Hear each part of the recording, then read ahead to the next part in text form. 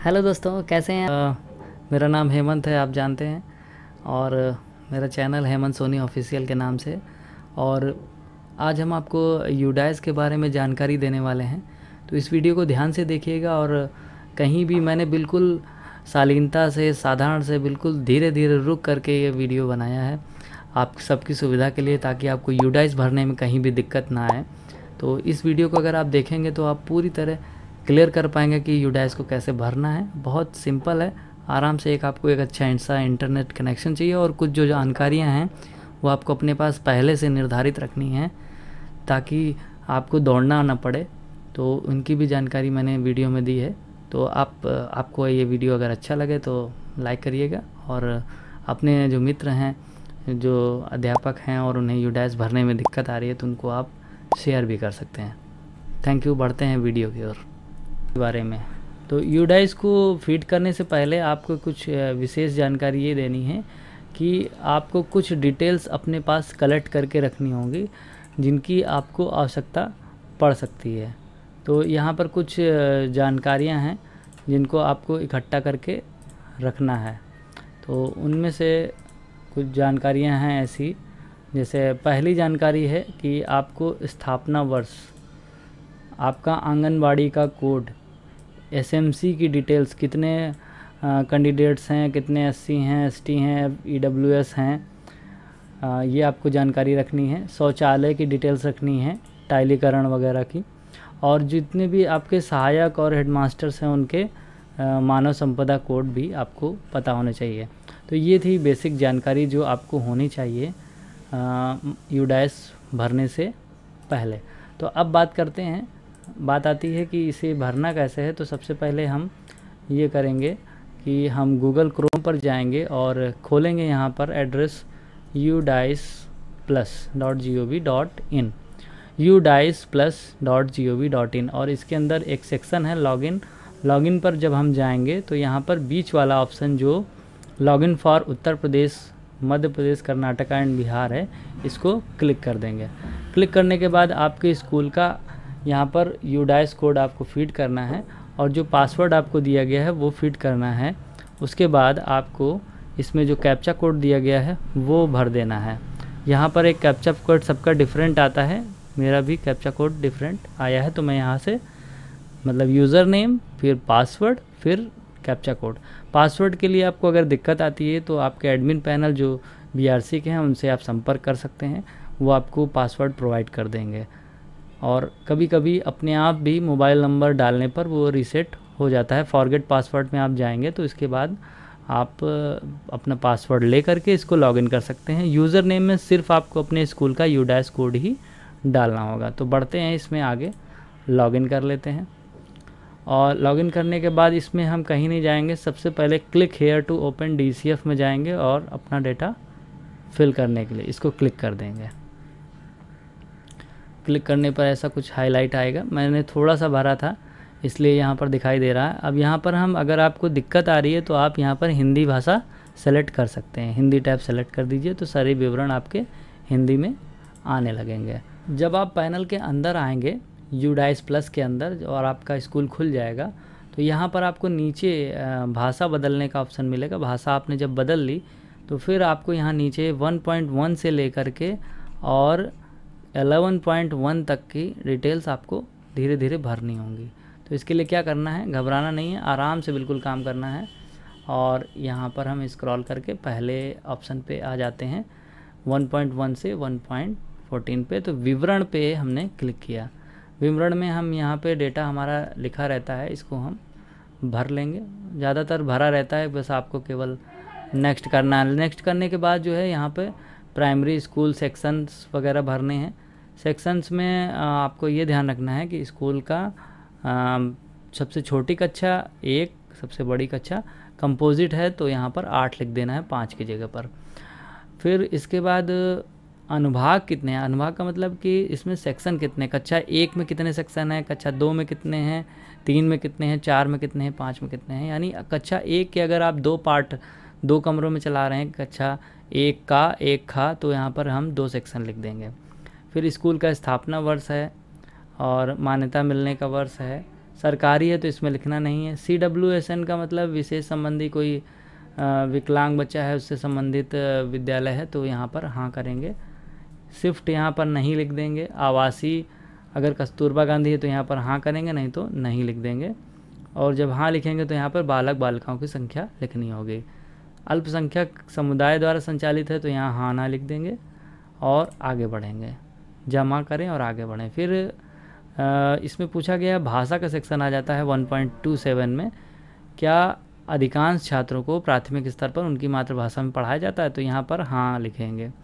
फिर माध्यम 1 में हिंदी माध्यम है इसलिए, द्वितीय माध्यम है नहीं। अगर इंग्लिश मीडियम स्कूल है तो यहाँ पर इंग्लिश क्लिक कर देंगे।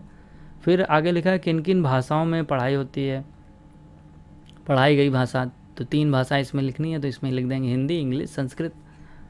फिर इधर आ जाते हैं तो प्री प्राइमरी सेक्शन की जो फाइल है, क्या आंगनवाड़ी स्कूल परिसर के अंदर स्थित है, तो लिख देंगे हाँ, उसका आंगनवाड़ी का कोड डाल देंगे यहाँ पर। फिर बालक बालिका उसमें कितने हैं वो लिख देंगे। इसमें क्या आंगनबाड़ी कार्यकर्ता बाल शिक्षा में प्रशिक्षित है, तो यहाँ हाँ लिख देंगे, प्रशिक्षण दिया गया है। शिक्षण दिवसों की संख्या पूछी गई है तो यहाँ पर 266 दिन, विद्यालयगत शैक्षिक वर्ष जो है 266 दिन का है तो वो लिख देंगे।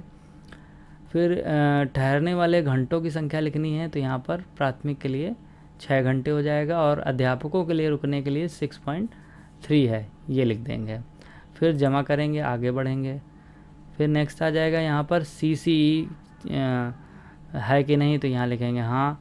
यदि हाँ तो क्या छात्रों का कम्युलेटिव रिकॉर्ड रखा जा रहा है, तो यहाँ हाँ कर देंगे। यदि हाँ तो क्या छात्रों के संचयी रिकॉर्ड को उनके माता पिता के साथ साझा किया जाता है, तो यहाँ हाँ कर देंगे। फिर आउट ऑफ स्कूल बच्चा है नहीं कोई, तो यहाँ पर नहीं क्लिक कर देंगे, बाकी सेक्शन छोड़ देंगे पूरा। फिर यहाँ पर है कि शैक्षिक सत्र कब शुरू होता है, तो यहाँ पर अप्रैल से शुरू होता है तो यहाँ ड्रॉप डाउन से अप्रैल सेलेक्ट कर देंगे। इसके बाद पुस्तकों का सेट मिला था तो हाँ कर देंगे। क्या ग्रेडेड अनुपूरक सामग्री मिली है, हाँ कर देंगे। फिर निःशुल्क पाठ्य पुस्तकों का सेट प्राप्त हुआ है तो यहाँ हाँ कर देंगे। TLM उपलब्ध है, हाँ। खेलकूद सामग्री, हाँ। इसके बाद शैक्षिक निरीक्षणों की संख्या लिख देंगे। मैंने यहाँ पर नीचे से शुरू करेंगे तो जिला स्तर से मेरे पास 2 लोग आए थे तो दो बार हुई थी जांच तो 2 लिख दिया। BRC स्तर पर 4 और NPRC लेवल पर तो होती रहती है तो 5 लिख दिया। इसके बाद शैक्षिक निरीक्षणों की संख्या 9 हो गई। जमा करें, आगे बढ़ें। आगे बढ़ने के बाद क्या SMC का गठन किया गया है, तो यहाँ पर SMC के सदस्यों को लिख देंगे। 4 हमारे यहाँ पुरुष हैं और 7 महिला हैं तो हमने ये लिख दिया। उनमें अभिभावक भी सेम ही होंगे, 11 यहाँ होते हैं और 4 आपको अलग मिलेंगे तो 15 सदस्य टोटल होते हैं। तो यहाँ पर फिर देखेंगे यहाँ SC कितने हैं, तो SC हमारे यहाँ 5 हैं, 5 SC लिख देंगे। और अल्पसंख्यक अगर हों तो लिख दें, नहीं तो 0 रखने दें। शिक्षकों की संख्या यहाँ पर 1 हो जाएगी, 1 महिला 1 पुरुष, लेकिन यहाँ पर हमारे यहाँ 2 पुरुष शिक्षक हैं तो यहाँ पर 2 ही लिख देंगे। इधर वाला सेक्शन ये जो है ये महिला का है और इधर पुरुष का है तो यहाँ पर ध्यान रखना है। यहाँ पर देखिए हमने 0 लिख दिया। प्रशिक्षण प्रदान किए गए सदस्यों की संख्या तो यहाँ 11 हो गया। गत शिक्षण के दौरान SMC बैठक कितनी आयोजित हुई, तो यहाँ पर हमने SMC बैठक मतलब लगभग 11 हुई हैं हमारे यहाँ। तो प्रतिमाह भी होती है और ऐसे ट्रेनिंग भी होती है। फिर SMC ने इसका स्कूल विकास योजना तैयार की है तो यहाँ हाँ कर देंगे। क्या अलग बैंक खाता है, हाँ है, बैंक का नाम लिखा हुआ है। इसके बाद और कहीं कॉलम नहीं है इसमें।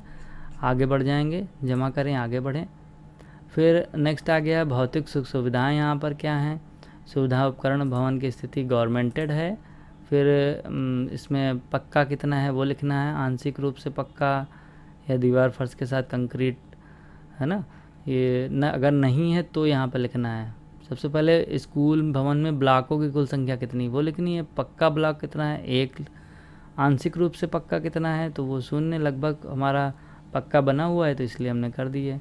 पक्की 4 दीवारी भी है तो पक्की 4 दीवारी भी कर दी। इसके बाद अनुदेशात्मक प्रयोजनों शिक्षण हेतु पठन पाठन कक्षों की संख्या, तो यहाँ पर मेरे पास पठन पाठन कक्ष 4 हैं तो हम यहाँ पे 4 कर देते हैं। निर्माणाधीन 0 है, जीर्ण शीर्ण में कोई नहीं, सही है सभी। कुल बिल्डिंग ब्लॉक्स की संख्या लिख देंगे यहाँ पर। फिर इस तरफ आ जाएंगे तो कुछ पठन कक्षों में निम्न की स्थिति देनी है कि योजनाओं और शिक्षण के लिए। तो प्राथमिक में हमारे पास 4 रूम्स हैं तो 4 लिख देंगे। स्कूल में उपलब्ध भिन्न कक्षों की संख्या है, मतलब जहाँ पे पढ़ाई नहीं होती केवल, तो हमारे पास एक रूम है ऑफिस, उसको लिख देते हैं, 1 कर देते हैं। कक्षाओं की स्थिति पक्की, यहाँ पर 4 रूम हैं हमारे पास और कक्षा कोई नहीं है तो यहाँ पर लिख देंगे। क्या स्कूली सुविधाओं को बढ़ाने के लिए भूमि उपलब्ध है, यहाँ लिख देंगे नहीं। क्या आपके यहाँ अगर उपलब्ध है तो हाँ लिख दीजिएगा। क्या प्रधान अध्यापक के लिए अलग कक्ष उपलब्ध है, हाँ। फिर आगे बढ़ जाएंगे इसमें। फिर आगे शौचालय की सुविधा पूछ रहा है, हाँ। तो हमारे यहाँ पूछा गया है कि शौचालय का ब्यौरा कि CWSN अनुकूल शौचालयों को छोड़कर उपलब्ध, मतलब विकलांग के लिए जो शौचालय हैं उनको छोड़ करके बाकी कितने उपलब्ध हैं यहाँ पर लिखे जाने हैं। तो हमारे यहाँ 1 शौचालय है और क्रियान्वित किया जा चुका है, मतलब चालू हालत में है। तो 1 संख्या बालक की 1 बालिका की है, तो हमने 1-1 लिख दिए दोनों में और दोनों ही चालू हैं तो 1 यहाँ पर 1 यहाँ पर लिख दिया। कुल मिलाकर 2-2 हो गए, 2 बालक के और 2 बालिकाओं के, मतलब 2 हैं टोटल और उसमें 2-2 के दोनों चालू हैं, इसलिए यहाँ पर 2 लिख दिया। ठीक है, इसमें कन्फ्यूज़न ना रहे। मतलब पहले वाले में संख्या लिखनी है कि कितने बने हैं और दूसरे वाले कॉलम में बालक के अंतर्गत ही कि कितने चालू हैं। तो यहाँ पर 1 चालू है हमारा, वही चालू है तो 1 लिख दिया। ऐसे ही बालिका में करना है। तो कुल हमारे पास 2 शौचालय हैं और दोनों चालू हैं तो हमने कर दिया। अब यहाँ विकलांग के लिए हमारे पास व्यवस्था नहीं है, इसलिए यहाँ पर हम शौचालय 0 कर दिए हैं। फिर मूत्रालय की संख्या, हमारे यहाँ मूत्रालय नहीं बना हुआ है तो हमने 0 कर दिया है, अगर होता तो लिख देते। फिर अब देखिए मूत्रालय में प्रक्षालन में सफाई है तो कितने शौचालय मूत्रालय में पानी की सुविधा उपलब्ध है। तो भाई हमारे यहाँ पानी की सप्लाई भी नहीं है तो यहाँ नहीं लिखा है। फिर नहीं तो 1-1 जितनों में उपलब्ध है, मतलब पानी उससे आता है वाटर टैप से, तो यहाँ पर हम 1 लिख देते हैं। मान लीजिए 2 शौचालय हैं तो 2 लिख देते हैं। आगे बढ़ते हैं, शौचालय और मूत्रालय दोनों का दिया हुआ है। फिर आगे बढ़ते हैं, क्या हाथ धोने की सुविधा उपलब्ध है साबुन से, तो यहाँ हाँ कर देंगे।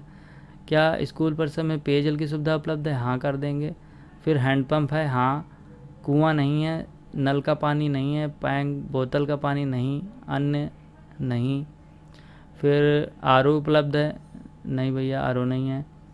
फिर इसके बाद जल की गुणवत्ता की जांच हुई है, नहीं। क्या वर्षा जल संचयन वाटर हार्वेस्टिंग लगा है, नहीं। क्या भोजन से पहले और बाद में साबुन से हाथ धोने की सुविधा उपलब्ध है, तो ये तो है भाई, इसलिए हाँ कर देंगे। यदि हाँ तो हाथ धोने की स्थान बताइए। हाथ धोने के स्थान हमारे पास 1 है, यहाँ पर हाथ धोने के स्थान हमारे पास 4 टोटियाँ लगी हैं तो 4 हमने लिख दिया है। बिजली का कनेक्शन उपलब्ध है तो यहाँ हमने हाँ कर दिया, हमारे यहाँ हाँ बिजली है। सोलर पैनल उपलब्ध है, नहीं है।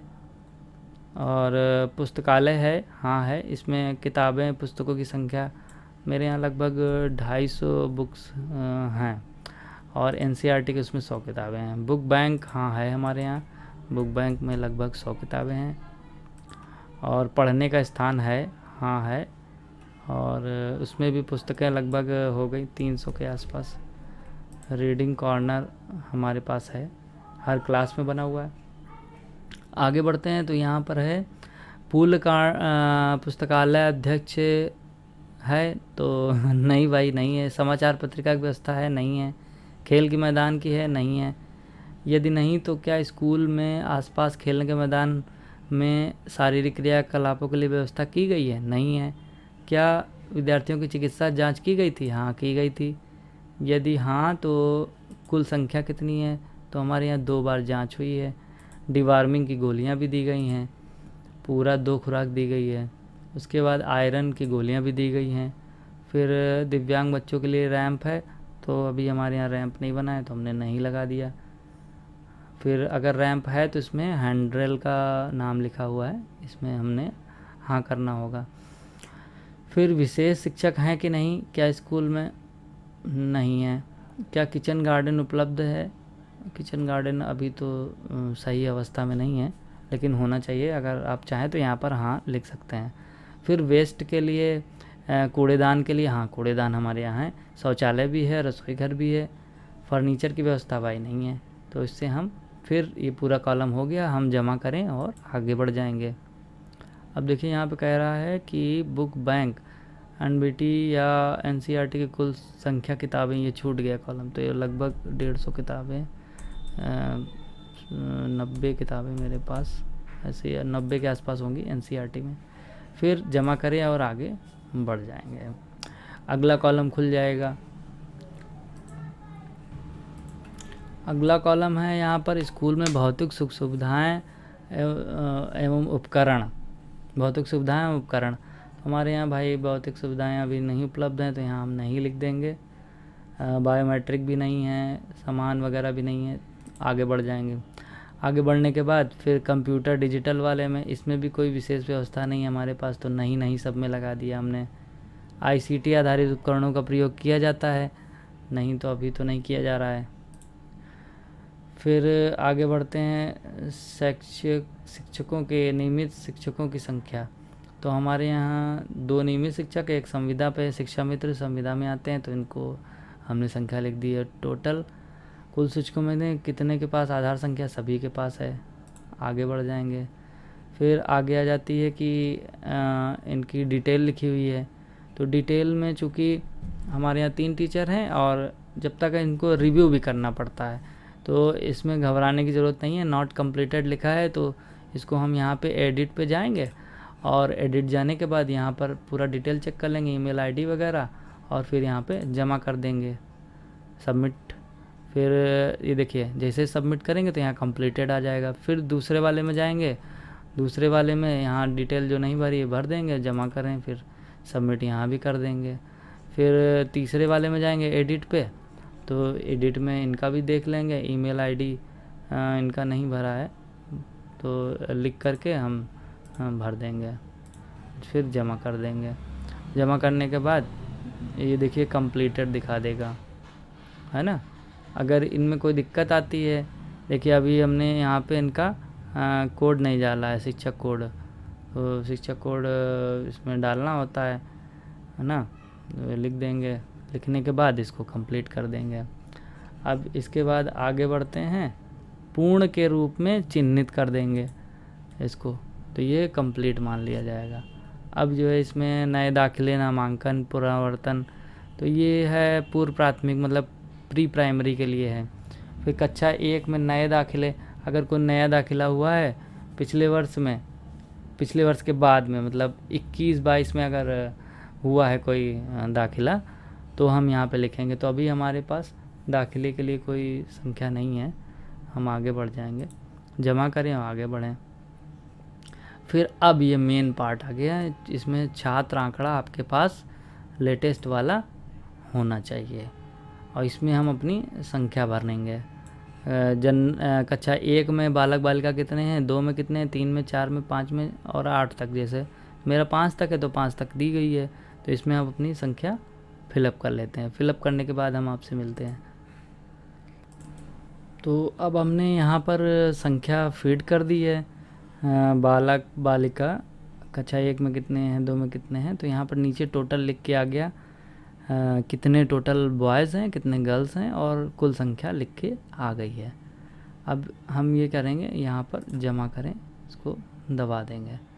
अब इसके बाद क्या होगा, ये देखिए यहाँ पर पूछ रहा है कि कितने बालक और कुल नामांकन में से अल्पसंख्यक समूहों में से संबंधित नामांकन विवरण प्रदान करें। अगर इनमें से, इन कास्ट में से कोई और है तो आपको भर देना है, हमारे यहाँ कोई नहीं है, तो यहाँ पर हम जमा कर देंगे। इसके बाद पूछ रहा है कि आधार नंबर, नामांकन में से आधार नंबर वाले और बीपीएल श्रेणी के अनुसार छात्रों की संख्या प्रदान करें जिनके पास आधार है। तो आधार की हमारे पास संख्या उपलब्ध है। कक्षा 1 में हमारे पास भर देते हैं इसको। टोटल 6 बच्चे हैं, तो इसमें हमारे पास 6 में 6 के आधार हैं। बालक के भी हैं, बालिका के भी हैं। और ये हो गया, बालिका का हो गया। इसके बाद जितनी संख्या है उसको भरते चले जाएंगे। हमारे यहाँ सभी का आधार बना है, तो सबका लिख दिया, हाँ सबका चढ़ा हुआ है। हमारे यहाँ बीपीएल श्रेणी में कोई है नहीं, तो हम यहाँ पे कुछ नहीं भर रहे हैं। ट्रांसजेंडर छात्रों की संख्या, ये तो होता नहीं है, चलो इसको आगे बढ़ जाते हैं। पूरा जमा करेंगे, इसको जमा कर देते हैं। सबमिट, हिंदी में जमा करे आता है और इंग्लिश में सबमिट आता है। फिर पूरा और आगे अगला ये दबा देंगे, तो ये हो गया। पूछेगा, संख्या बता देगा, कंफर्म करेगा कि इतने इनरोलमेंट है, फिर इसको हम ओके कर देंगे। ओके करने के बाद ये पूछेगा, इस टोटल नामांकन यहाँ दिखा रहा है। अब इसके बाद आती है कि कितने इसमें बालक बालिका हैं और किस एज के हैं, तो ऊपर से हम देख करके भरेंगे और रजिस्टर से भी देखेंगे। तो अपने यहाँ जो एडमिशन होता है वो जिनकी एज 5 से 6 के बीच में होती है, लगभग 6 के ऊपर ही होते हैं, तो यहाँ पर हम भर देते हैं रजिस्टर में से देख के। हालांकि भरना है इसको, तो हम यहाँ भर देते हैं। हमारे पास बच्चे बालक बालिका, बस ये मिसमैच ना होने पाए, ये ध्यान रखना है आपको, और इस पे भरते चले जाना है। भर देंगे आप यहाँ पे।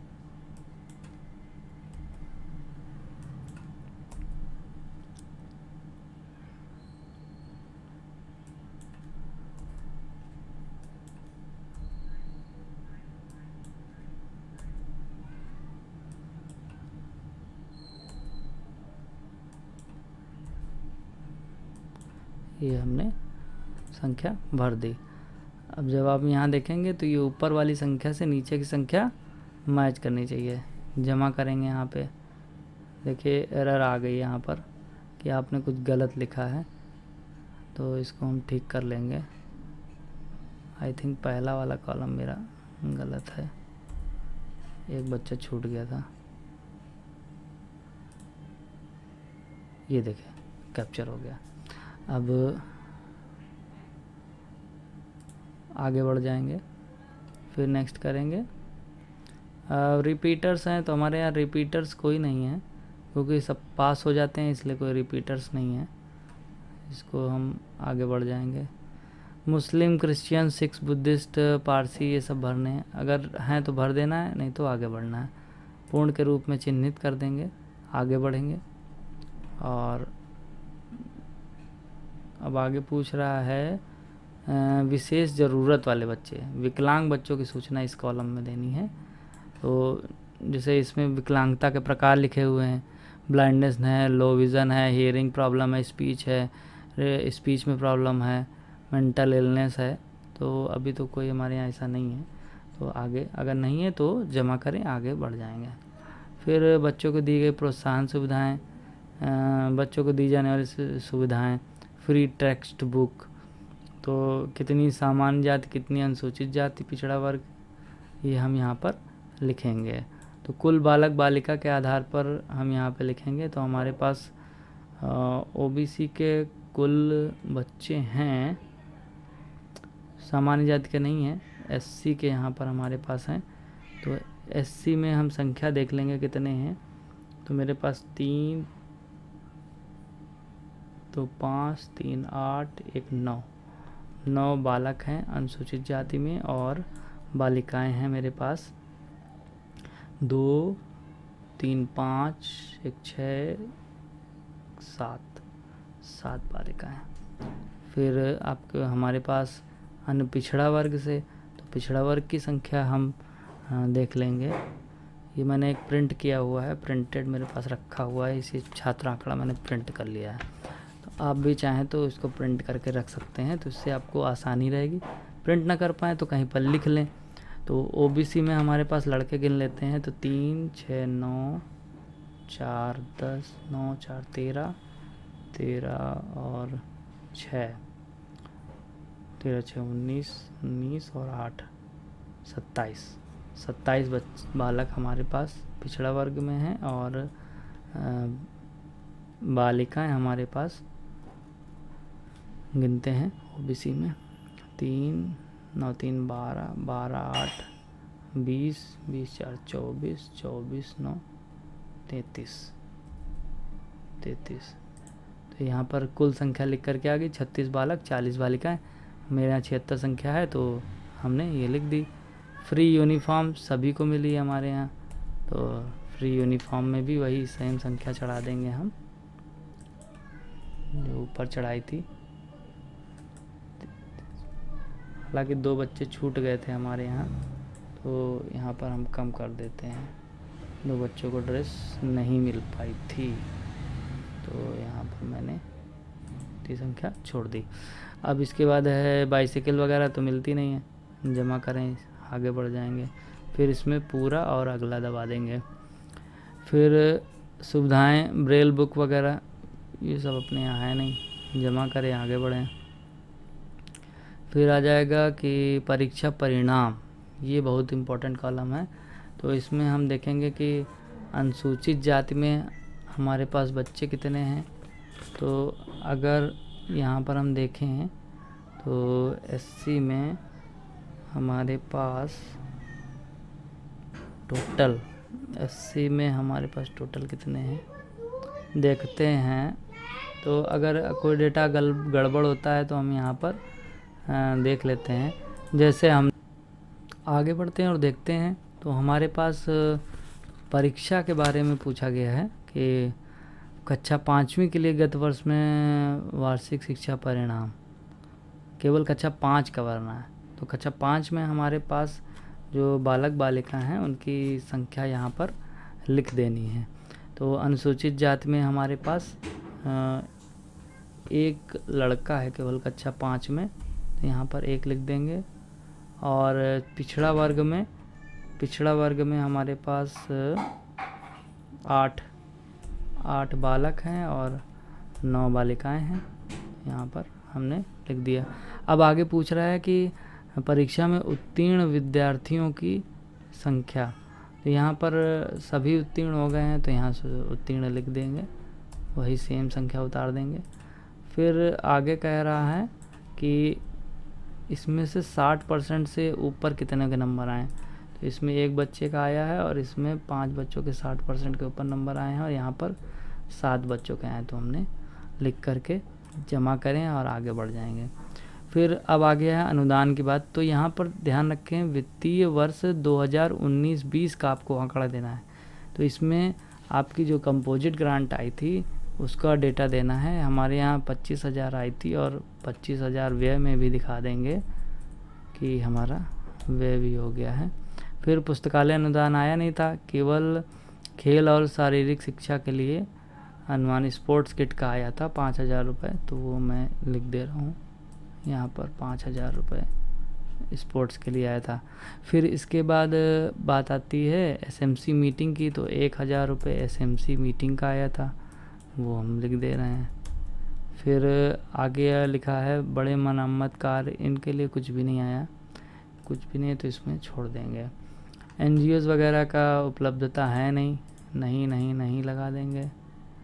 और इसके बाद संपत्ति सूची, आईसीटी मदद रख रखाव कर रहा है। क्या आपका स्कूल निम्नलिखित के लिए संपत्ति सूची पंजिका का रख रखाव रखा है, मतलब रजिस्टर बना है कि नहीं, तो हम लिख देते हैं हाँ, खेल उपकरण में और किताबों के लिए, क्योंकि इन दोनों में हमारे पास रजिस्टर उपलब्ध है।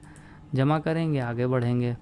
इसके बाद पूछ रहा है कि शिक्षक जिनके पास आधार है और आईडी डेटाबेस में है, तो हमारे पास सब 3 टीचर हैं, सभी का है। फिर इसके बाद स्कूल का मूल्यांकन पूरा कर लिया गया है।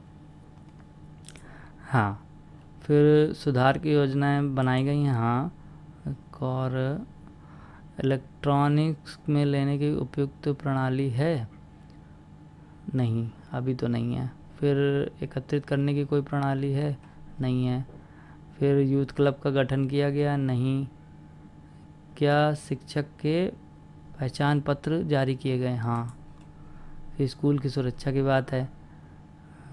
स्कूल आपदा प्रबंधन की बनाई गई है और रचनात्मक सुरक्षा लेखा परीक्षा की गई है। सीसीटीवी कैमरा नहीं है, अग्निशमन यंत्र है। नोडल शिक्षक सुरक्षा है तो नोडल शिक्षक है नहीं है। सेफ्टी वगैरह नियमित प्रशिक्षण दिया जाता है। आत्मरक्षा है को अनुदान प्राप्त हुआ है बालिकाओं के लिए, तो इसमें है। यदि प्रशिक्षण प्राप्त विद्यार्थी यदि तो प्रशिक्षण प्राप्त बालिकाओं की संख्या, तो मुझे लगता है आत्म सुरक्षा वाला एक बार 500 रुपये आया था, वो था महिला सुरक्षा का। आत्म सुरक्षा की ट्रेनिंग हुई थी, आत्म रक्षा ट्रेनिंग, तो यहाँ पे भर देंगे। इसके बाद वास्तविक प्रशिक्षित प्राप्त विद्यार्थियों की संख्या, तो करीब 20 बच्चे जो है प्रशिक्षित किए गए थे हमारे यहाँ। फिर विभिन्न गतिविधियाँ यहाँ पर क्या सभी शिक्षकों ने प्रथम स्तर के परामर्श के दाता के रूप में कार्य करने के लिए अनुदान प्राप्त किया है? नहीं। और उसके बाद शिकायत पेटी वगैरह, परामर्श के दाता के रूप में इसमें तो लगेगा। और मार्गदर्शन और परामर्श दिया जाता है। गतिविधियाँ की गई, माता पिता की संवेदनशीलता देखी गई, जागरूकता भी पैदा की गई है। विद्यार्थियों को सुझाव लेने का प्रावधान भी है, स्कूलों में सुझाव पेटी भी है, सुरक्षा निर्देश की प्रतियां भी दी गई हैं, सही है। फिर जमा करें और पूर्ण करें। फिर आगे आ जाते हैं। अब यहाँ पर देखिए हमारा यूडाइस लगभग पूरा हो गया है और सभी में पूर्ण कर लिया लिख गया है। लिखने के बाद हम देखिए यहाँ पर 11.11 तक हमने पूरा कर लिया। अब इसके बाद नेक्स्ट है कि भरे गए डेटा का सत्यापन, ये दबा देना है हमें, इसको वैलिडेट कर देना है, ये बहुत ज़रूरी। पूरा भरने के बाद जैसे आप इसको दबाएंगे तो ये डेटा वैलिडेट हो जाएगा और यहाँ पे सक्सेसफुल लिख के आ जाएगा। अब इसके बाद हम बैक आते हैं, तो एक वैलिडेशन आपको करना है और एक बीआरसी स्तर से होगा और सत्यापन आपने कर ही लिया। सत्यापन को ही वैलिडेशन बोलते हैं। तो सत्यापन यहाँ हो चुका है, आप यहाँ से डीसीएफ अपना डाउनलोड कर सकते हैं और स्कूल डेटा प्रमाणित करने का ऑप्शन यहाँ पर है। लेकिन आप यहाँ से नहीं कर पाएंगे क्योंकि ये वहाँ से बीआरसी से स्तर से जो है प्रमाणित किया जाता है। पहले आप कर डालेंगे पूरा वैलिडेट, इसके बाद विद्यालय को बीआरसी स्तर से वैलिडेट किया जाएगा। तो यहाँ पर हमने चीज़ें पूरी कर ली हैं। आप चाहें तो डीसीएफ अपना डाउनलोड कर सकते हैं, आपका डीसीएफ डाउनलोड हो जाएगा, स्कूल की रिपोर्ट भी डाउनलोड हो जाएगी। तो ये भविष्य में आपको दिखाने के लिए है। तो इस तरह से आप यूडाइस भरेंगे। मैंने पूरा यूडाइस आपको भर करके कंप्लीट दिखाया है और आशा है आपको ये बहुत अच्छा लगा होगा। और काफ़ी मेहनत लगती है इन सब चीज़ों को करने में, तो आपसे चाहेंगे कि थोड़ा सा अगर आप अपने छोटे भाई को सपोर्ट कर देंगे। और सबसे बड़ी बात होती है कि किसी की मदद करना, अगर आप मदद करते हैं तो फिर आपसे बढ़िया कोई नहीं है व्यक्ति।